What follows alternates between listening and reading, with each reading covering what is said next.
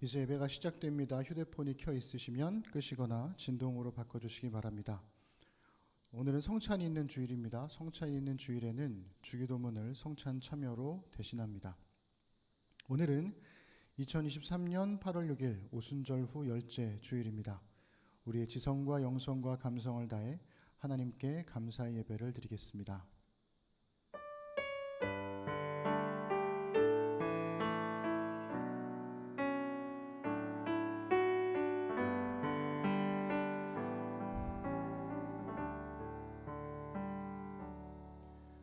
주의 나라는 영원한 나라이니 주의 통치는 대대에 이르리이다. 여호와께서 모든 넘어지는 자들을 붙드시며 비굴한 자들을 일으키시는도다. 모든 사람의 눈이 주를 앙망하오니 주는 때를 따라 그들에게 먹을 것을 주시며 손을 펴사 모든 생물의 소원을 만족하게 하시나이다. 너희는 여호와 우리 하나님을 높이고 그 성산에서 예배할지어다. 여호와 우리 하나님은 거룩하심이로다. 아멘. 우리 찬양하겠습니다. 우리 각 가정에서 예배드리고 있는 심는 사람들 기쁨으로 혹시 가정에서 모인 교우들이 있는지 모르겠는데요. 네, 원래 뒤에 배경을 다 초록초록하게 하고 싶은데 그렇게 하면 제가 아프리카 인종차별 논란하면 안 되는데 너무 안 보여가지고 살짝만 내렸습니다. 보기 힘드시더라도 우리 기쁨을 가지고 하나님을 찬양하십시다.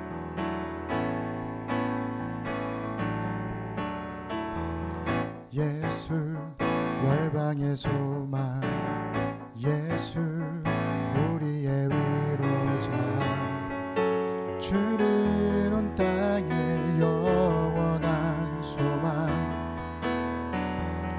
예수 어둠 속의 빛, 예수 변함없는 진리, 주는 온 땅의 빛이 되시네. 우리 위해 죽으시고 다시 사신 생명의 주, 우리 위해 죽으시고 다시 사신 생명의 주, 주님만이 소망이요 변함없는 반석이라, 주님만이 온 세상을 비추시네. 또 죽음에서 부활하신 우리 구주 평강의 왕, 주를 믿는 모든 자의 소망 되신 주를 믿네. 예수 열방의 소망, 예수 열방의 소망, 예수 우리의 위로자, 주는 온 땅의 영원한 소망, 예수 어둠 속의 빛, 예수 변함없는 진리, 주는 온 땅의 빛이 되시네. 우리 위해 죽으시고 다시 사신 생명의 주, 우리 위해 죽으시고 다시 사신 생명의 주, 주님만이 소망이요 변함없는 반석이라, 주님만이 온 세상을 비추시네. 또 죽음에서 부활하신 우리 구주 평강의 왕, 주를 믿는 모든 자의 소망 되신 주를 믿네.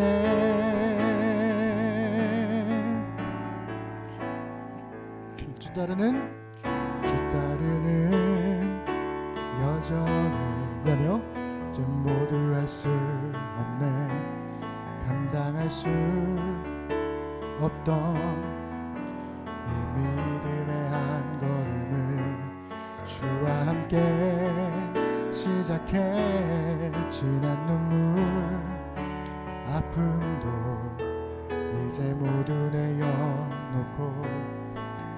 보이지도 않던 새 하루를 주신 은혜 주와 다시 시작해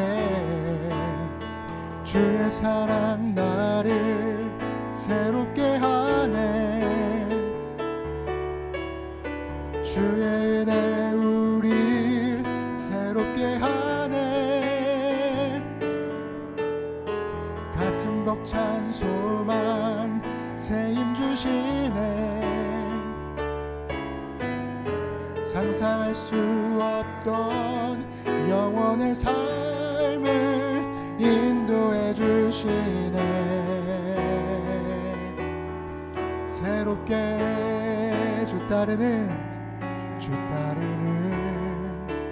여정은 우린 모두 할 수 없네 감당할 수 없던 이 믿음의 한 걸음을 주와 함께 시작해 지난 눈물 아픔도 이제 모두 내려놓고 보이지도 않던 새 하루를 주시는 애 주와 다시 시작해 주의 사랑 나를 새롭게 하네 아멘 주의 은혜 우릴 새롭게 하네 가슴 벅찬 소망 새 힘 주시네 상상할 수 없던 영원의 삶을 인도해 주시네 새롭게 우리 한 번 더 고백합시다 주의 사랑 나를 새롭게 하네 주의 은혜 우릴 새롭게 하네 가슴 벅찬 소망 새 힘 주시네 상상할 수 없던 영원의 삶을 인도해 주시네 새롭게 우리 목소리로 주의 사랑 나를 새롭게 하네 주의 은혜 우릴 새롭게 하네 가슴 벅찬 소망 새 힘 주시네 상상할 수 없던 영원의 삶을 인도해 주시네 새롭게 우리 한 번 더 주의 사랑 나를 새롭게 하네 주의 은혜 우릴 새롭게 하네 가슴 벅찬 소망 새 힘 주시네 상상할 수 없던 영원의 삶을 인도해 주시네 새롭게 우리 하나님께 감사 박수드리겠습니다. 아멘. 네, 갑자기 저 목사님이 왜 저러나 아픈 게 확실하다 이렇게 생각하실 수도 있겠네요. 우리 승현자매와 최대한 멀리 떨어질 만큼 떨어져서 마치 코로나 때를 지나는 것 같은 그런 마음으로 다만 그때보다는 훨씬 더 밝은데 확 열어 제끼자니 제가 너무 어두워지고 확 내리자니 너무 초록초록한 게 사라져서 반만 열었는데 어떨지 모르겠습니다. 우리 예배 전에 이 찬양 한번 같이 불렀었는데요. 이게 오병이어 사건을 이야기를 배경으로 한 찬양입니다. 이번에 연합수련회 때 이 찬양 같이 불렀었는데 참 찬양이 가사가 좋더라고요. 그래서 우리 오늘 또 기도 설교의 마지막 시간과 더불어서 설교의 주제와 또 연결되니까 우리 찬양 같이 고백하면 좋겠습니다. 얼마나 오래 기도하면서 나를 바칠 수 있나. 얼마나 오래 기다리면서 세상 바꿀 수 있나. 주님 내 이웃을 먹여 눈물 닦아줄 때에 한 사람 한 사람 먹여주시던 주님 기억합니다. 얼마나 오래 가슴 졸이며 빵을 모을 수 있나. 얼마나 오래 눈물 닦으며 땀을 흘릴 수 있나. 주님 내 이웃을 먹여 눈물 닦아줄 때에 한 사람 한 사람 먹여주시던 주님 기억합니다. 얼마나 오래 준비되었나 옳은 일하는 마음. 얼마나 오래 참을 수 있나 겁에 짓눌린 실패. 주님 내 이웃을 먹여 눈물 닦아줄 때에 한 사람 한 사람 먹여주시던 주님 기억합니다. 푸르른 초원 모두 모여서 주님 말씀 들을 때에 빵과 물고기 나눠 먹이며 기적 이루어냈네. 주님 내 이웃을 먹여 눈물 닦아줄 때에 한 사람 한 사람 먹여주시던 주님 기억하니.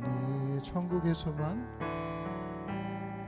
천국의 소망 품은 당신은 주님 앞에 설 바로 당신은 그의 편지로 이 땅에 보내신 주의 손과 발 작은 예수. 주님 앞에서 흠없는 경건은 어려운 이웃을 위해 삶 나누는 것. 주 이름으로 사랑을 전할 때 아름다운 주의 나라 이루어지네.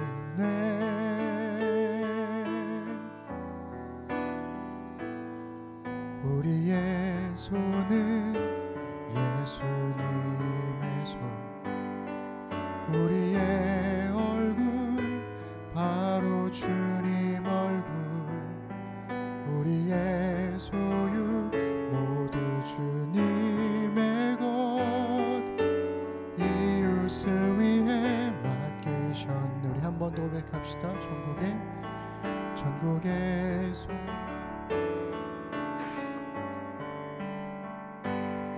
주님 앞에 설 바로 당신은 그의 편지로 이 땅에 보내신 주의 손과 발 작은 예수 주님 앞에서 흠없는 경건은 어려운 이웃을 위해 삶 나누는 것 주 이름으로 사랑을 전할 때 아름다운 주의 나라 이루어지네.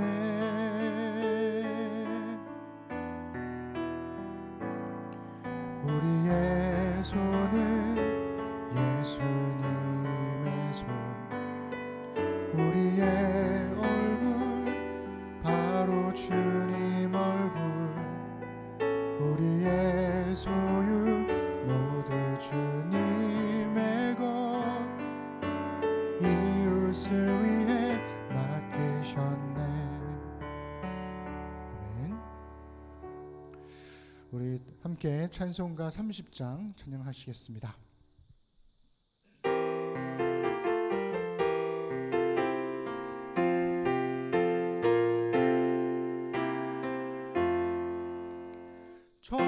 전능하고 놀라우신 나의 주님 구세주 거룩하신 은혜의 왕 주를 경배합니다.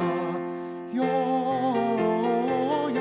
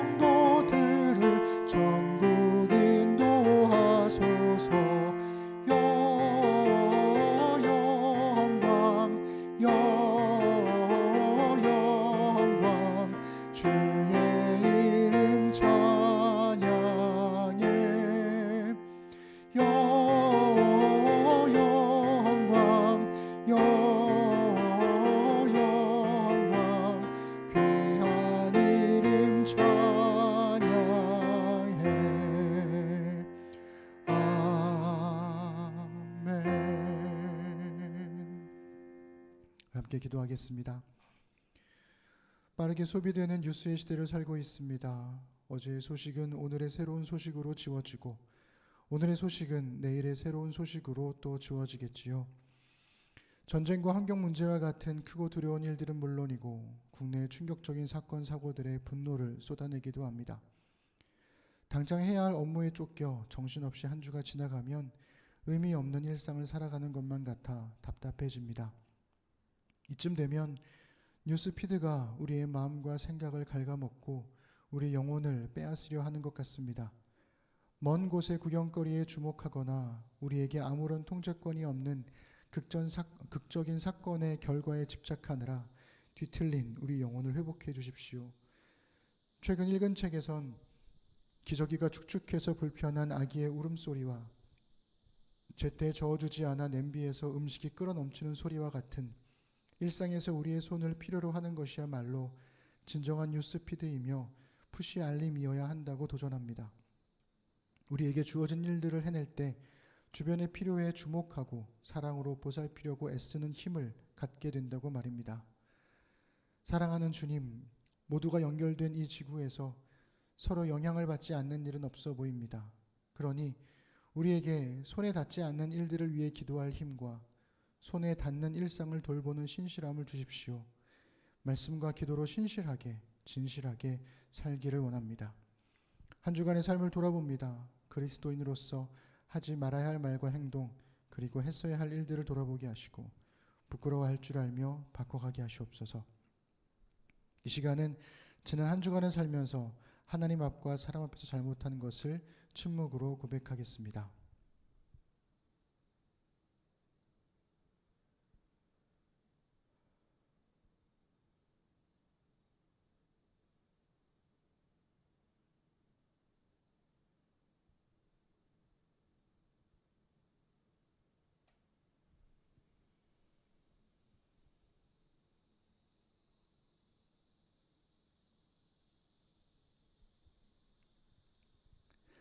자신의 죄를 하나님께 고백한 주의 자녀들에게 주께서 다음과 같이 사함의 말씀을 주십니다. 너희는 옷을 찢지 말고 마음을 찢고 너희 하나님 여호와께로 돌아올지어다. 그는 은혜로우시며 자비로우시며 노하기를 더디하시며 인애가 크시사 뜻을 돌이켜 재앙을 내리지 아니하시리라. 아멘. 이제 개인적인 회개를 넘어 주보에 있는 함께 드리는 기도의 제목을 보고 소리내어 기도하겠습니다. 첫 번째는 우리 예배를 위해서, 두 번째는 나라와 교회를 위해서, 세 번째는 국제사회를 위해서, 또 우리 심는 사람들을 위해서 기도해 주십시오. 특별히 휴가 중인 우리 교우들과 또 내일부터 시작될 러닝메이트를 위해서, 그리고 예기치 않은 어려움을 겪는 중에도 우리의 마음과 생각을 지키실 하나님께 기도하면서 신실한 초연함으로 살 수 있도록 기도 제목들을 보시면서 우리 함께 소리내어 기도하시겠습니다.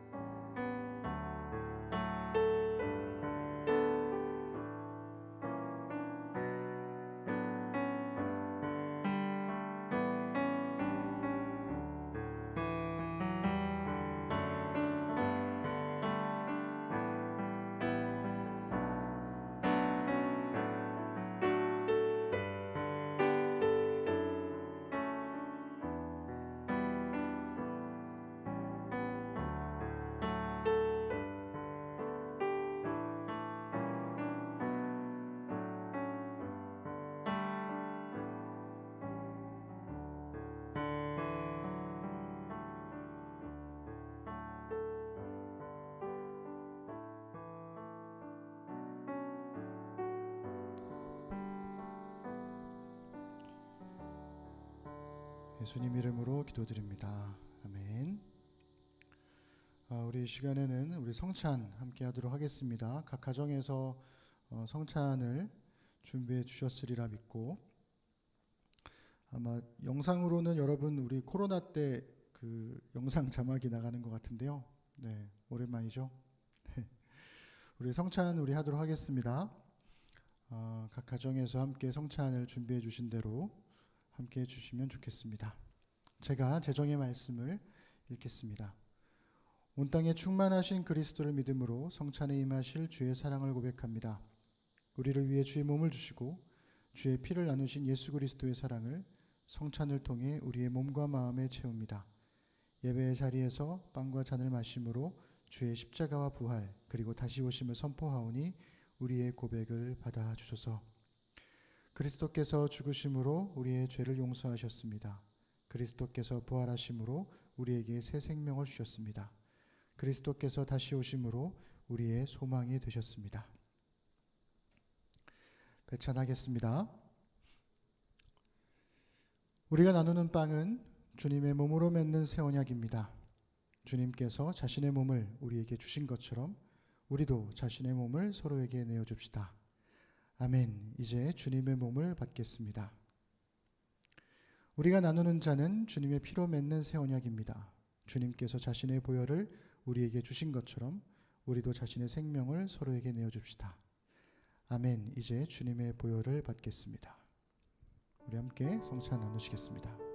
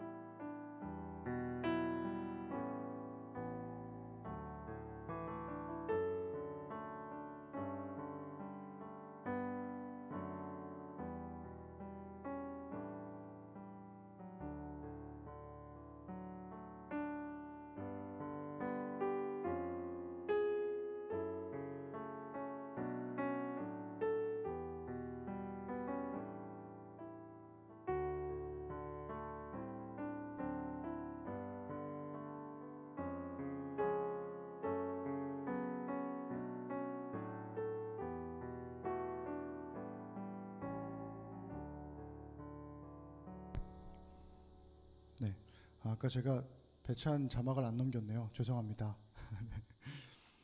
네, 우리 감사하기도 하겠습니다. 사랑의 주님, 우리가 이 성찬에 참여함으로 주의 사랑을 닮아가며 예수님처럼 서로 사랑하겠다고 고백했습니다. 우리 입술의 고백이 손과 발에 담긴 마음으로 서로의 삶에서 드러나게 하소서. 예수님처럼 끝까지 사랑함으로 서로를 용서하고 예수님처럼 먼저 다가감으로 은혜를 베풀며 예수님처럼 착한 행실로 세상의 선을 행하여 하나님 아버지께 영광 돌리는 삶을 살게 하소서. 예수님의 이름으로 기도드립니다. 아멘. 네, 교회 소식 전하겠습니다. 오늘은 우리 온라인 라이브로 오랜만에 코로나 때를 추억하면서 예배를 드리고 있습니다. 저의 회복을 위해서 기도해 주시면 감사하겠습니다. 내일부터는 믿음을 묻는 딸에게 아빠가 이 책으로 러닝메이트를 시작합니다. 약 2달 동안 진행될 거고요. 마라톤 달릴 때 혼자 뛰면 되게 힘든데 포기하고 싶기도 한데 같이 뛰는 러닝메이트가 있으면 서로 응원도 하고 힘도 나잖아요. 그래서 그런 마음으로 이 책의 각 챕터에 있는 내용들을 가지고 쭉 읽어 나가면서 나눔했으면 좋겠다라는 마음으로 시작해 보려고 합니다. 이틀에 한 번씩 한 챕터를 읽고 오늘 이제 예배 끝난 다음에 사실은 제가 짝꿍을 다 정해드릴까 하다가 우리 뭐 심는교회 교우들 뭐 알아서들 다 잘할 텐데 그래서 여러분들이 짝꿍을 정하시고 제 짝꿍 누구에 이렇게 올려주세요. 단톡방에. 그러면 경쟁이 치열하겠죠? 하여튼 그래서 짝꿍을 다 맺어주시고 도저히 나는 짝꿍이 안 생긴다 하시는 분들은 제가 매칭을 해드릴 테니까 짝꿍을 꼭 만드시기 바랍니다. 서두르세요. 네, 선점하시기 바랍니다. 가급적이면 뭐 정 어쩔 수 없으면 어쩔 수 없게 이게 무슨 말이죠? 어쩔 수 없다면 같은 부부끼리 하셔도 괜찮지만 가급적이면 가족 너머에 다른 교우들과 짝을 맺으셔가지고 하시면 좋겠습니다. 네, 그래서 제가 이번 주 돌아오는 월, 수, 금요일에 이제 영상들을 간단한 요약 영상을 유튜브에 올릴 거고요.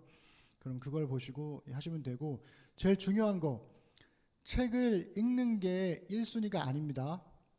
여러분, 그러니까 책 못 읽었다고 자책하거나 포기하거나 그러지 마세요. 예, 나눔이 제일 중요합니다. 짝꿍과 나누는 거, 그 주제를 가지고 만나서 나누셔도 되고 전화하셔도 되고 카톡으로 하셔도 되고 뭐 바쁘시면 뭐 상관없습니다. 어쨌든 짝꿍과 꼬박꼬박 이틀에 한 번씩 그 주제를 가지고 짧게라도 이야기하는 게 제일 중요한 거니까 그렇게 해주세요. 책을 못 읽었더라도 제가 영상으로 올릴 거니까 쫄지 마시고 또 부끄러워하지 마시고 나눔이 중요한 겁니다.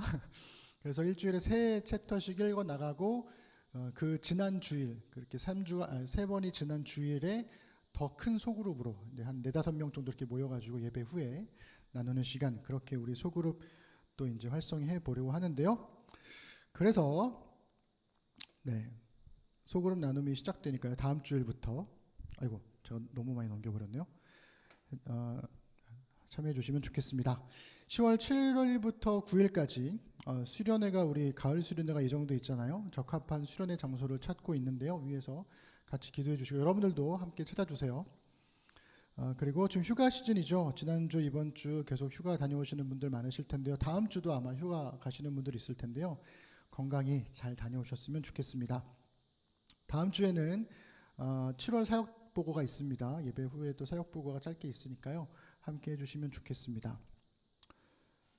원래는 오늘 이제 우리 막내 정원이가 오기로 했었는데 저 때문에 못 오게 돼서 죄송하고 다행스럽게도 다음 주일에도 우리 진우 형제가 마침 쉬는 날이어가지고 다음 주에는 함께 올 수 있다고 하네요.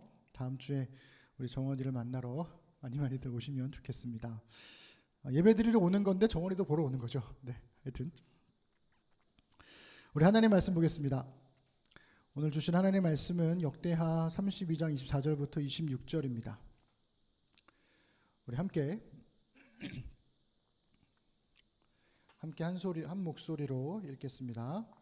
그때에 히스기야가 병들어 죽게 되었으므로 여호와께 기도하매 여호와께서 그에게 대답하시고 또 이적을 보이셨으나 히스기야가 마음이 교만하여 그 받은 은혜를 보답하지 아니하므로 진노가 그와 유다와 예루살렘에 내리게 되었더니 히스기야가 마음의 교만함을 뉘우치고 예루살렘 주민들도 그와 같이 하였으므로 여호와의 진노가 히스기야의 생전에는 그들에게 내리지 아니하니라. 아멘. 네, 오늘은 기도의 진정성이라는 제목으로 우리 기도 설교, 연속 설교의 마지막 시간을 함께 가져보려고 합니다.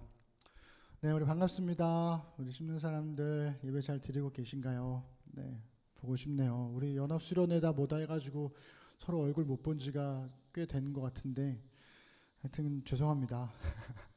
어디서 걸렸는지 모르겠네요. 오늘까지 4번에 걸쳐서 기도에 관한 연속 설교를 하고요. 다음 주부터는 어린이 성경 신약편을 가지고 순서에 따라서 설교를 할 계획입니다. 그래서 바라기는 9월부터는 우리 아이들에게 심는 아이들에게 성경 이야기를 들려주겠다라고 하는 개인적인 목표를 가지고 준비를 하고 있습니다. 그리고 내일부터는 또 이제 믿음을 묻는 딸에게 아빠가 아까 말씀드렸던 러닝메이트가 시작이 되죠. 말씀드린 대로 둘씩 짝지어서 한 챕터씩 읽고 이틀에 한 번씩 메이트와 간단한 나눔을 하는 겁니다.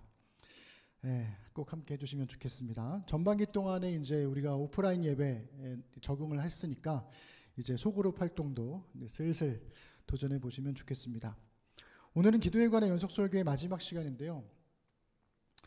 제가 설교 교환을 여러분들한테 올리질 않았군요. 이런 제가 그 교환을 프린트만 하고 올려드리질 않았는데요. 제가 지금 올려드릴게요. 죄송해요. 네, 설교 교환과 설교문도 함께 올리도록 하겠습니다. 네, TV로 보시는 분들은 핸드폰이나 아니면 뭐 패드 같은 걸로 설교 교환을 함께 참고하셔서 보시면 좋겠습니다. 참 좋은 세상입니다. 그죠? 네, 그래서 이 세 번의 설교 앞서서 했던 세 번의 기도에 관한 설교들을 좀 갈무리해 보려고 합니다. 우리가 첫 번째 주에는 기도가 정말 기도가 되려면이라는 설교를 통해서 창세기 24장에 기록된 아브라함의 늙은 종의 기도를 바탕으로 해서 기도하고 주목하고 감사하고 기다리고 신뢰하는 것까지, 그래서 기도는 한 번 하고 끝나는 게 아니라 응답되기까지의 모든 과정을 함께 하는 것, 그것이 하나님과 함께 걷는 것이 기도다, 그렇게 이야기를 했었습니다. 그리고 기도는 오늘의 내가 라는 제목의 설교에서는 다니엘서 9장에 다니엘의 기도를 바탕으로 해서 그리스도인의 기도란 과거의 말씀으로 오늘의 나를 만나 오늘을 소망하게 하시는 것이라고, 그것이 바로 기도라고 했습니다. 그래서 과거에 기도했으니까 그걸로 멈추지 말고 오늘의 내가 오늘의 하나님께 말씀드리는 것이 기도다라고도 했습니다. 그리고 지난주 맞죠? 마음과 생각이라는 설교에서 빌립보서 4장에 있는 기도에 관한 유명한 말씀을 가지고 기도란 여러 생각, 그리고 그 생각 끝에 내린 결심에 이르기까지의 염려를 하나님께 맡기는 것, 말하는 것이라고 했습니다. 그래서 기도는 내가 원하는 결과를 말하는 것이 아니라 내가 겪어가는 과정을 하나님께 말씀드리는 것이다. 그렇게 기도할 때 하나님께서 우리의 마음과 생각을 지켜주신다, 그렇게 말씀을 드렸습니다. 그리고 오늘 이 기도 설교의 네 번째 시간으로, 마지막 시간으로 열왕기하가 아니라 역대상 32장과 열왕기하 19장에 기록된 히스기야의 기도에 관한 내용을 통해서 기도의 진정성이라는 제목의 설교를 이제 나눠보려고 합니다. 여러분, 히스기야 하면 제일 먼저 떠오르는 게 있죠. 기도의 사람이기도 하고 제일 유명한 게 이제 아무래도 자기 생명을 연장한 거, 죽을 병에 걸렸는데 하나님께 기도했고, 그래서 하나님께서 그에게 15년이나 더 살 수 있게 해주셨다. 그래서 우리가 기도하면 하나님께서도 마음을 돌이키시고 병도 고칠 수 있고 더 오래 살 수 있다라고 하는 생명 연장의 꿈, 뭐 이런 기도의 대표적인 대명사로 우리 히스기야에 관한 설교를 듣곤 했습니다. 하지만 성경에서 말하는 히스기야에 관한 평가는 이 죽을 뻔했다가 살아났다라고 하는 이 기도에 포커스가 맞춰져 있지 않고요. 그래서 죽을 병도 극복한 기도의 사람 정도가 아니라 새로운 왕의 이야기, 즉 다윗 이후에 가장 다윗과 가까운 왕이었다라고 하는 히스기야에 대한 평가가 있습니다. 그래서 열왕기서는 매 왕들이 바뀔 때마다 그 왕의 생애를 평가하는 말로 시작을 하거든요. 그 부분이 열왕기하 18장 3절부터 7절에 있습니다. 제가 급하게 이제 자막을 준비하느라 이제 설교 안에 관한 자막은 준비를 못했어요. 그러니까 여러분들은 교환을 참고하시고 보시면 좋겠고, 아니면 제가 읽어드리는 말씀을 잘 들어주시면 좋겠습니다.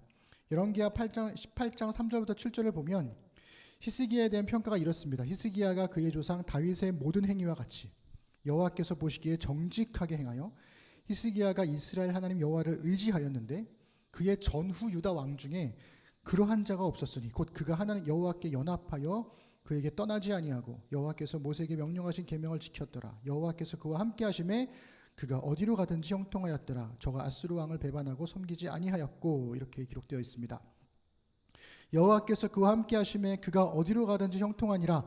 이 말씀이 사실은 다윗에게 적용되었던 말씀인데 히스기야에게도 적용되었죠. 그래서 히스기야는 다윗 이후에 처음으로 하나님이 함께 하시는 왕으로 인정받은 사람이었습니다.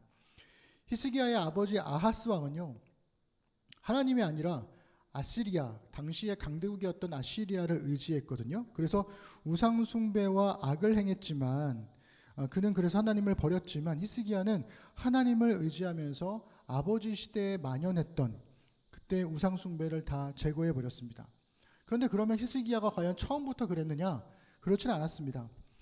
BC 701년경에 아수르의 왕 사네립이 반아수르 정책을 펼쳤던, 즉 아시리아에 대항하는 정책을 펼쳤던 히스기야의 유다를 침공했고요. 히스기야는 아수르의 맹렬한 기세에 눌려서 조공을 바쳤습니다. 그래서 열왕기하 18장 13절부터 14절에 보시면 이렇게 기록되었어요. 히스기야 왕 제14년에 아수르의 왕 사네립이 올라와서 유다 모든 견고한 성읍들을 쳐서 점령하며 유다 왕 히스기야가 라기스로 사람을 보내어 아수르 왕에게 이르되 내가 범죄하였나이다. 나를 떠나 돌아가소서. 지금 히스기야가 얘기를 하는 거죠. 왕이 내게 지으시는 것을 내가 당하리다 하였더니 아수르 왕이 곧 은 300달란트와 금 30달란트를 정하여 유다 왕 히스기야에게 내게 한지라. 그러니까 히스기야는 사실은 아수르 왕에게 굴복했던 사람이었습니다. 여러분, 하나를 뺏으면 열을 뺏을 수 있다라는 게 힘의 논리거든요. 한번 힘에 짓눌리면 그 다음부터는 내가 언제든지 뺏을 수 있어 라고 하는 논리인 거죠. 그래서 이 아수르의 왕 사네립은 히스기야의 조공을 받고도 예루살렘을 공격하기를 멈추지 않습니다. 그래서 아수르의 신하들이요, 예루살렘 침공의 정당성에 대해서 이제 막 연설을 해요. 유다의 모든 신하들과 백성들에게. 연설의 내용은 뭐 이러합니다. 각 나라들이 각자 자기의 신들을 다 의지했지만 우리 아수르를 이긴 나라가 있었느냐? 그들이 각자의 신들을 의지했지만 아무도 우리를 이기지 못했다. 그러니 너희들의 반항도 의미 없다. 이게 이제 첫 번째 이야기고요. 두 번째 이야기는 만약 유다의 신 여호와가 진짜로 참 하나님이시라면 바로 그 여호와가 우리 아수르로 하여금 유다를 침공하게끔 하신 것이다. 그러니 순순히 항복해라. 그러니까 하나님도 우리에게 전권을 내려주신 거니까 너네들 받아들여라. 그런 얘기를 하는 거죠. 그러니까 어떠한 신도 어떠한 나라도 어떠한 왕도 우리 아수르를 막을 수 없으니까 포기하라는 겁니다. 그 이야기들이 이제 굉장히 길게 연설이 기록되어 있는데요. 18장 32절부터 35절에 있는 주요 부분만 말씀드리면 이렇습니다. 히스기야가 너희를 설득하여 이르기를 여호와께서 우리를 건지시리라 하여도 히스기야에게 듣지 말라. 민족의 모든 신들 중에 누가 그의 땅을 내 손에서 건졌기에 여호와가 예루살렘을 내 손에서 건지겠느냐 하셨느니라. 이렇게 이야기를 합니다. 그래서 한번 굴복했었다가 또 공격을 당하니까 그제서야 히스기야가 이제 정신을 차리고 이제 하나님께 도움을 요청을 하죠. 아수르의 위협을 조공을 바침으로써 해결하려고 했던 히스기야는요, 이제 더 이상 물러설 곳이 없으니까 선지자 이사야에게 중보기도를 요청합니다. 이게 이사야서에도 기록되어 있는 이야기고 열왕기 하에도 기록되어 있는 이야기고 역대 하에도 기록되어 있는 이야기죠. 그래서 중보기도로 이사야에게 요청을 하고 나서 그 자신도 아수르 왕 사네립에게서 받은 편지를 놓고 그것을 놓고 하나님 앞에 기도하기 시작해요. 그게 열왕기하 19장 14절부터 19절에 나와 있는 기도의 내용입니다. 그 내용을 읽어보겠습니다. 히스기야가 사자의 손에서 편지를 받아보고 여호와의 성전에 올라가서 히스기야가 그 편지를 여호와 앞에 펴놓고 그 앞에서 히스기야가 기도하여 이르되 그룹들 위에 계신 이스라엘의 하나님 여호와여, 주는 천하 만국의 홀로 하나님이시라. 주께서 천지를 만드셨나이다. 여호와여, 귀를 기울여 들으소서. 여호와여, 눈을 떠서 보시옵소서. 사네립이 살아계신 하나님을 비방하러 보낸 말을 들으시옵소서. 여호와여, 아수르 여러 왕이 과연 여러 민족과 그들의 땅을 황폐하게 하고 또 그들의 신들을 불에 던졌사오니 이는 그들이 신이 아니요 사람의 손으로 만든 것 곧 나무와 돌뿐이므로 멸하였나이다. 우리 하나님 여호와여, 원하건대 이제 우리를 그의 손에서 구원하옵소서.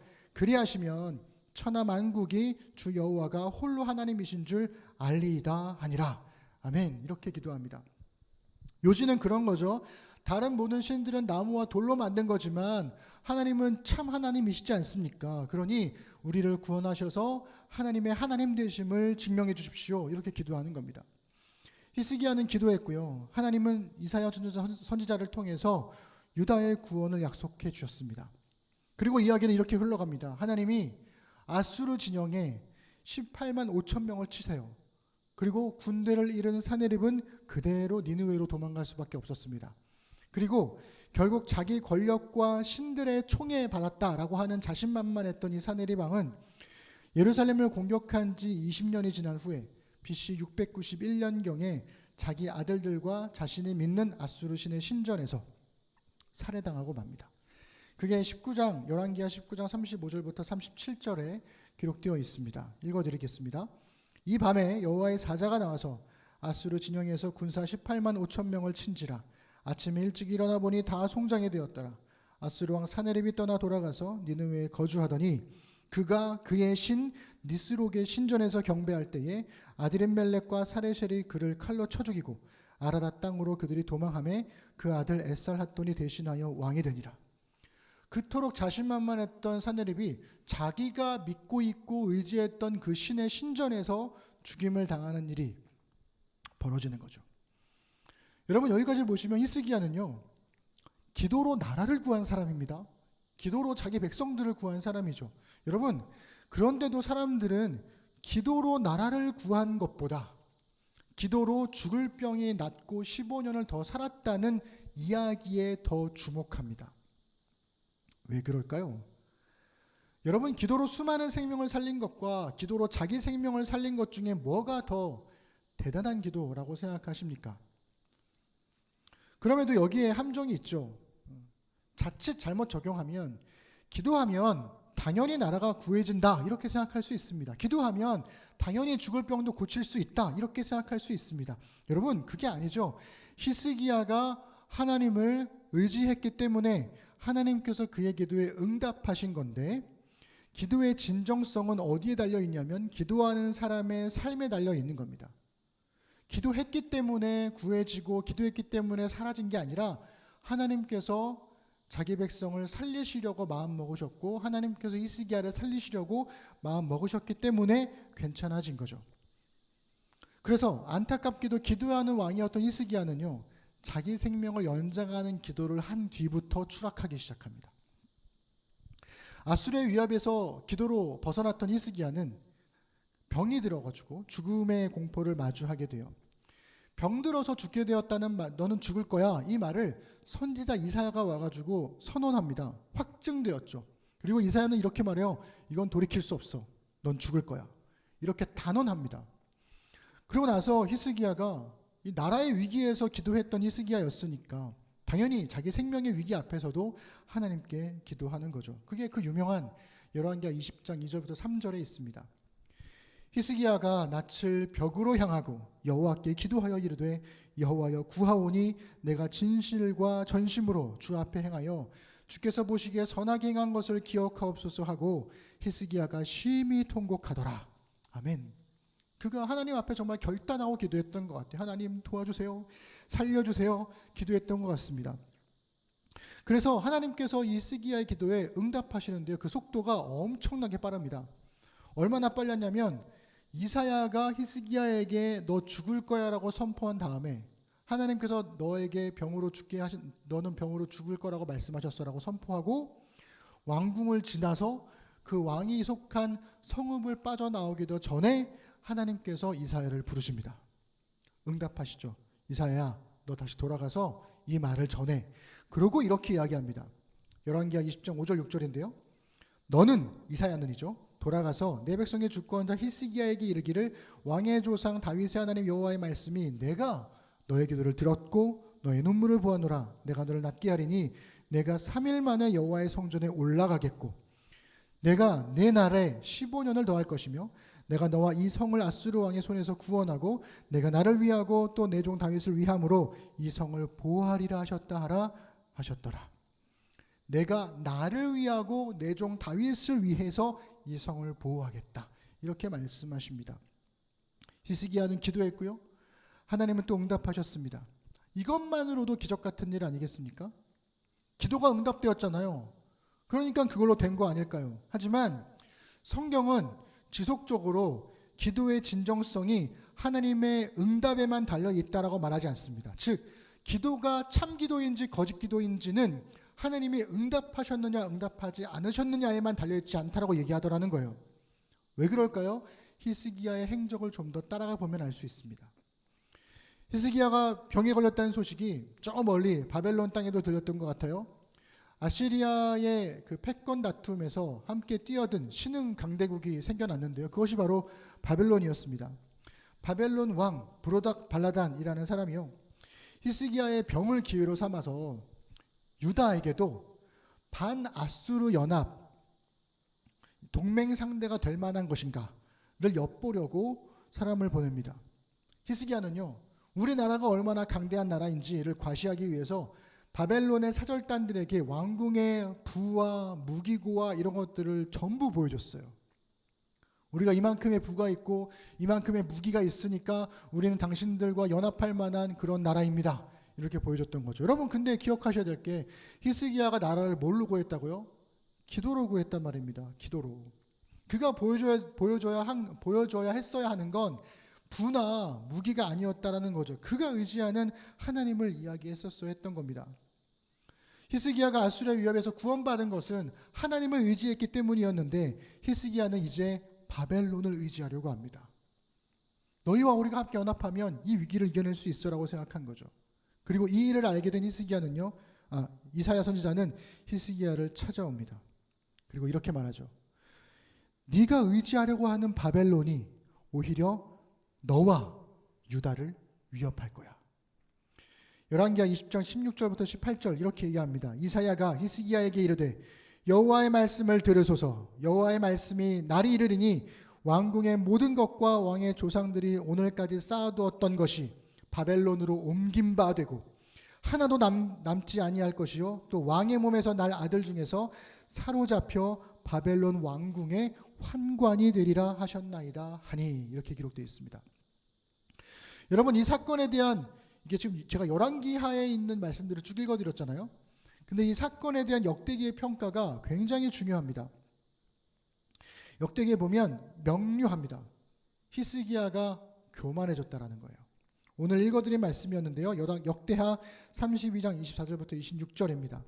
그때 히스기야가 병들어 죽게 되었으므로 여호와께 기도하매 여호와께서 그에게 대답하시고 또 이적을 보이셨으나 히스기야가 마음이 교만하여 그 받은 은혜를 보답하지 아니하므로 진노가 그와 유다와 예루살렘에 내리게 되었더니 히스기야가 마음의 교만함을 뉘우치고 예루살렘 주민들도 그와 같이 하였으므로 여호와의 진노가 히스기야의 생전에는 그들에게 내리지 아니하니라. 아멘. 그랬습니다. 그러니까 열왕기와 역대기의 내용을 종합해 보면 히스기야가 교만해져서 하나님을 의지하지 않았고 그 때문에 하나님은 이사야 선지자를 통해서 심판을 선포하셨습니다. 그렇지만 히스기야가 자신의 교만을 회개했으니까 히스기야의 때에는 괜찮겠지만 그 아들 때 이르러는 바벨론의 공격을 받게 될 것이고 그 아들 중에 하나가 포로로 끌려갈 거라는 거예요.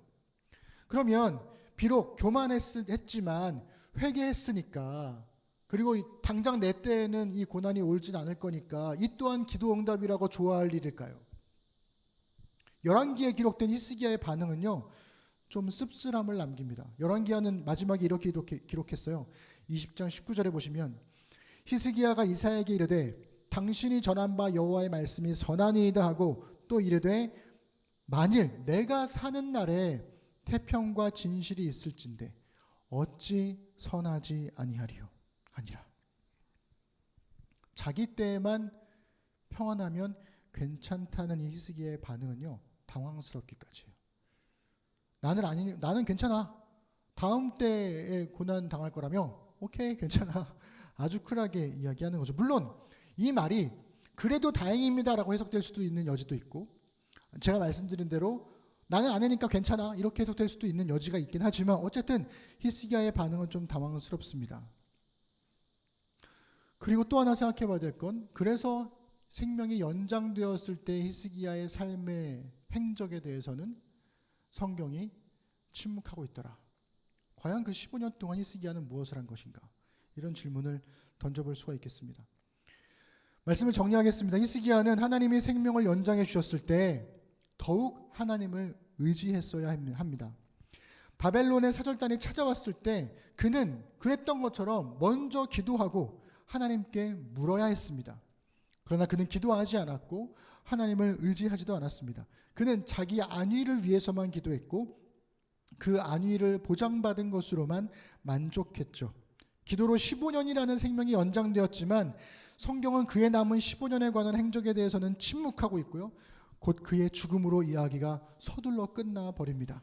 여러분 그렇게 생명을 연장한 15년이 무슨 의미가 있겠습니까? 그리고 하필이면 그 15년 동안의 생명이 연장된 일 때문에 그리고 그 삶 속에서 히스기야가 하나님 앞에 교만했기 때문에 그 다음 때에 태어난 아들 새로운 왕은 므낫세라고 하는 괴물이 히스기야의 뒤를 이어 왕이 되죠. 종교개혁은 끝나고 이스라엘은 다시 우상숭배의 길로 빠져들어가게 됩니다. 하나님을 의지하는 기도로 나라를 일으켰던, 나라를 구했던 히스기야는요, 기도로 자기 생명은 연장했지만 하나님을 의지하지 않는 삶으로 나라를 위기에 빠뜨립니다. 마치 다윗 왕이 신실하게 시작됐다가 왕이 되고 나서부터 추락했던 것처럼 히스기야도 기도하는 왕으로 시작했지만 하나님을 의지하지 않는 삶으로 인해서 추락하게 되었다라는 거죠. 그래서 여러분, 하나님을 향한 기도의 진정성은 하나님의 응답 여부에 있지 않습니다. 그 기도의 진정성은 내가 얼마나 절박하게 기도했는가에 있지 않습니다. 그 기도의 진정성은 내가 하나님 앞에 얼마나 정직하게 기도했느냐, 거기에 달려있지도 않습니다. 기도의 진정성은 어디에 있냐면 하나님으로부터 받은 응답이 얼마나 많은지, 나의 기도의 능력이나 영성의 척도가 되는 것인지 거기에 있지 않다라는 거죠. 기도의 진정성은 기도하는 사람의 삶에 달려 있습니다. 기도했다면 그 기도에 뒤따르는 삶이 그 기도의 진정성이라는 거죠. 하나님만을 의지하는 삶, 하나님의 말씀에 순종하는 삶, 마지막까지 하나님과 신실하게 동행하는 삶이 그의 기도를 참되게 합니다. 응답되면 뭐합니까? 그 다음에 이후의 삶이 하나님과 동행하지 않는다면 그렇게 받은 응답이 무슨 의미가 있겠습니까? 많은 사람들이 하나님께 기도하고 응답받았다고 좋아하지만 그 응답받은 이후의 삶이 하나님께로 돌아가느냐? 그런 사람들이 많지 않더라는 거죠. 그래서 기도하는 왕으로 시작한 히스기야는 결국 추락했지만 마지막까지 하나님과 동행하는 사람에게는 추락은 없다라는 거죠. 말씀을 정리하겠습니다. 오늘까지 4주간의 기도에 관한 설교를 바탕으로 해서 우리가 지금까지 가지고 있었던 잘못된 기도 습관을 어떻게 바꿀 수 있을까? 이것을 다음과 같이 정리할 수 있겠습니다. 첫째, 원하는 것을 바라며 기도할 때는 한 번 하고 잊어버리는 게 아니라 기도하고 주목하고 감사하고 기다리고 신뢰하는 모든 과정이 기도다.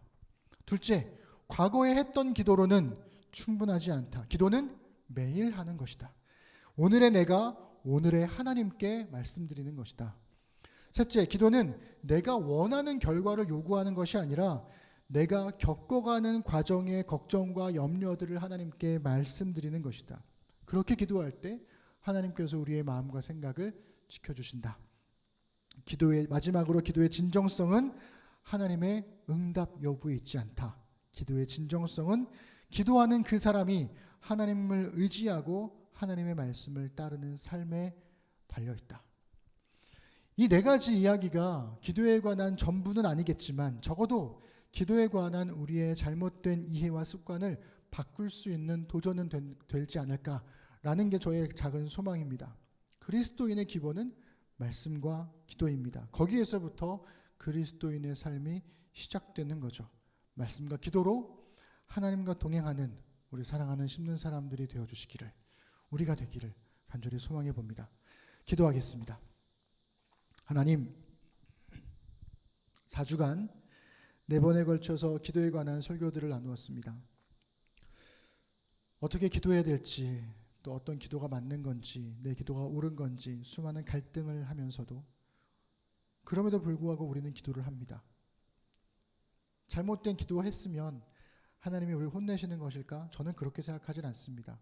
하나님은 우리의 연약한 기도도 들어주십니다. 마치 부모가 아이의 불합리한 요구들까지도 듣고 고민하는 것처럼.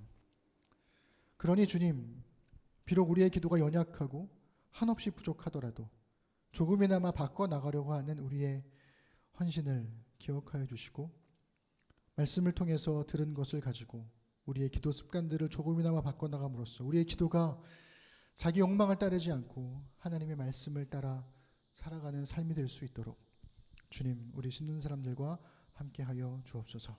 감사드립니다. 예수님의 이름으로 기도드립니다. 아멘. 일상으로 기도하겠습니다. 설교를 듣고 각자에게 주신 하나님의 말씀을 자신의 말로 바꾸어서 일상으로의 기도로 드려보십시다.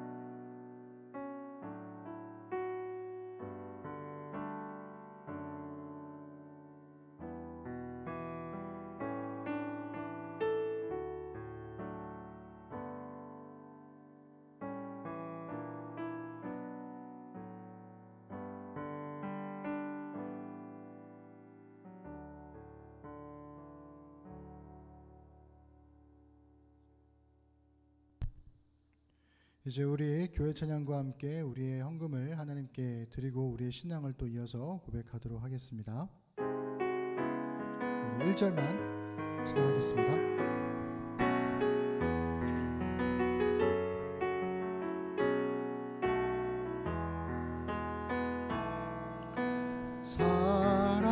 사람이 넘치기보다 사랑이 넘치는 교회 섬김을 원하기보다 섬김의 기쁨 알아가는 교회 세상이 주목하기보다 주님이 주목하는 교회 화려한 겉모습보다 중심이 주를 향한 교회 주님이 피로 사신 아름다운 교회 서로를 사랑함으로 하나 되는 교회 주님이 머리 되신 거룩한 교회 우리 함께 만들어 가요. 이제 각자가 삶 속에서 믿음의 사람으로 살기를 다짐하며 우리의 믿는 바를 함께 고백하겠습니다. 나는 전능하신 아버지 하나님 천지의 창조주를 믿습니다. 나는 그의 유일하신 아들 우리 주 예수 그리스도를 믿습니다.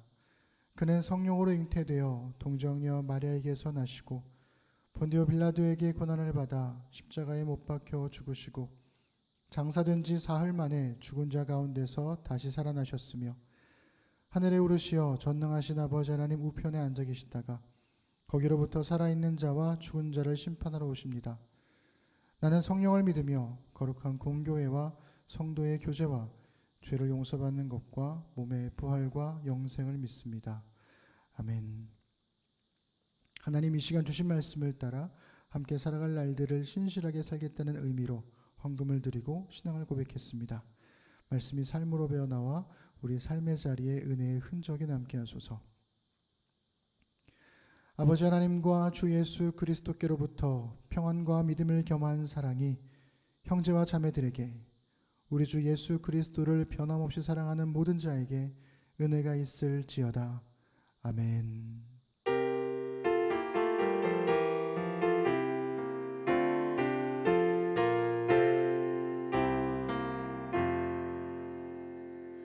우리 예배를 받으신 하나님께 우리 감사 드리겠습니다.